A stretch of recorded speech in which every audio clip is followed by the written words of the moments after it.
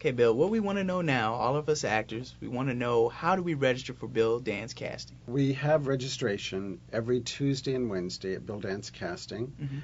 If you want more information on that, it's you can go to billdancecasting.com, or you can call 818-725-4209. And it's my voice, and it'll give you detailed information of when we do it, what you should wear, how long it takes, directions of how to get to our place. It's very explicit. Now, I want to ask you one more question, Bill. And I think I might not got a chance to actually ask you this. But how do producers and directors get in touch with you for their projects? Well, going back to when I began, like when I was standing in on a project, I didn't realize people were watching me. This is why I'm going to segue into that. Right. And I didn't know people were watching me, and I was just doing my job. I was standing in for this actor on a project many, many years ago. And before, like the next to the last day, this producer came to me and said, I want you to do this on my next project. And I said, well, do what? And the person called me in about a week or so, and they explained that, and I thought, well, I've never done this before. And they said, well, I think you can do it. So they gave me an opportunity. So as is in our business, you build on things. I did that next project.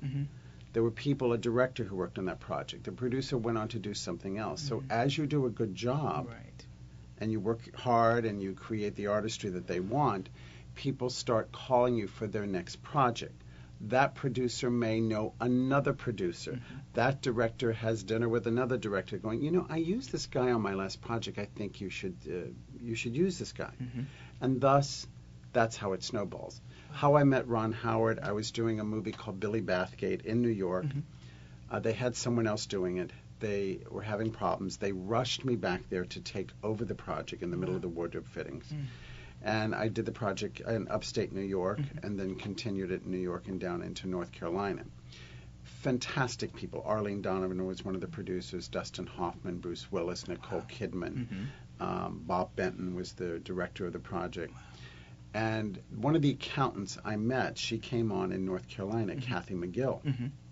And I met with her, and we became friends down there, and she saw the work that I had done. Then when it came time for Ron to do Far and Away, Todd Hollowell, who's his executive producer, Kathy, again, was the controller or the main accountant. So they were going, well, does anyone know someone who could do this casting, who could go to Montana with us to put together the Oklahoma land rush scenes?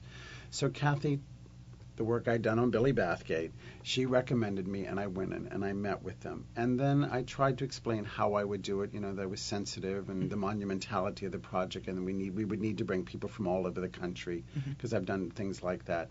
And I got that project.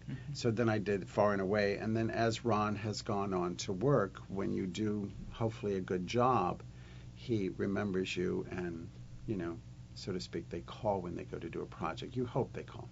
And they have. They've been very loyal. And again, it puts a lot of pressure on me on the other side of that, because they know your work. They expect you to do a good job.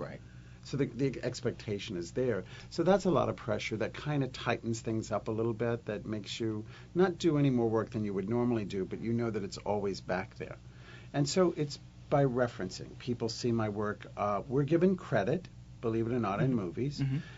People have seen the styles of work that we do. We're sort of known for doing the difficult projects. I did a movie with Ken Russell, the famous English director. I did a movie called Whore with him. And when I met Ken and interviewed with him, he was saying, now I want to put together all these crack whores and all this realistic kind of stuff. And then that night I went to see the Bolshoi was in town. Being a ballet dancer, I went to see it. I'm picking up my tickets at Will Call. And his producer's there standing next to me and go, Bill, what are you doing here? Well, I'm here to see Swan Lake tonight. And he said, look out the window. And I looked right out the doorway, and Ken Russell was there. He was a former dancer. He, too, was going there that night to see Swan Lake. So that clicked. Why are you here? I'm here. Then when he found out that I was a dancer and I understood about the swan and, you know, they're very treacherous animals and the whole thing, whether he was equivalent, the whore, to a swan, I don't know. But he knew that I had the detail. You're of the same cloth, the same taste, the same artistry. It's like, you're here, I'm here. Well, I made a choice to be here, so did I. I'm here to see the artistry of the work. And then when they find out your background, they go, well, I think this is something that we want. They want the experience. It's not someone who just has never acted or never danced or whatever. You want to bring everything that you've done. When you go to an art gallery, why do you study a painting? There's a story that I was at the LA County Art Museum, and Dick Silbert, who was a big production designer, I was in there looking at a painting, and it was during the middle of the week, and I just wanted to be quiet to look at this impressionist painting that I was looking at, just going into my own world, just studying the nuancing of it. All of a sudden, I hear this baby crying. Someone had brought this baby that was screaming in an art gallery. Needless to say, I was distracted because I'm very sensitive to sound, so I kept hearing this babe going, who brought an infant to an art gallery? I was like kind of appalled by this because I'm trying to be quiet and very reverent and very, looking deep. Yeah, into the painting and very, meditative in the whole thing.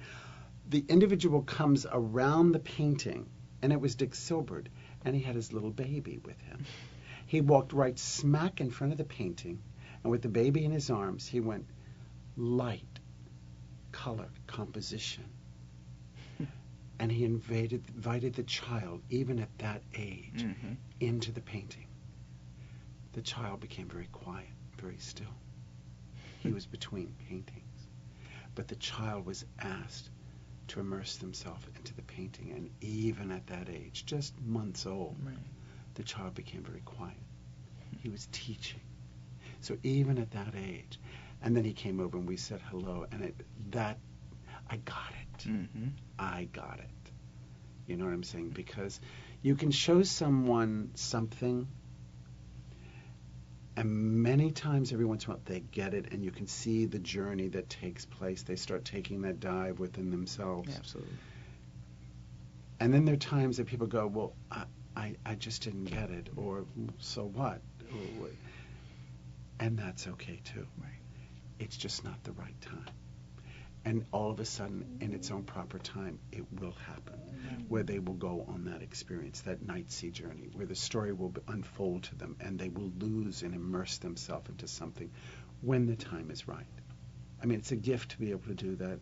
You can teach yourself to do it. You have to be willing to take that dive into it, if you will. So in terms of my work, I get so nervous doing it. People know the work that we do. We do get calls from people. Joel Schumacher I work with a lot. I did 8mm with him. I had to create that whole sex world, the underneath thing, and I did. Yeah. He looked at me and he said, are you sure you know? I said, well, I don't know what it is, but I tell you, by the time I'm done with this, I will show you some stuff. And I did. And then when it was all done, I was ready to walk away from it because it was a night sea journey. I mean, I went to the Children of the Night, all these real children organizations, and pulled the reform kids on the street, the ones that were in rehab, and brought them into the project. Right. And those were stories. So you don't see this. You just think that these are people that are just registered with someone. And we do. We have the people that we use, for lawyers and upscale people. Right. But every once in a while, when you do something real that's not in your files, are you going to go out and do the legwork and find this realism and bring it into the project? That's the detail.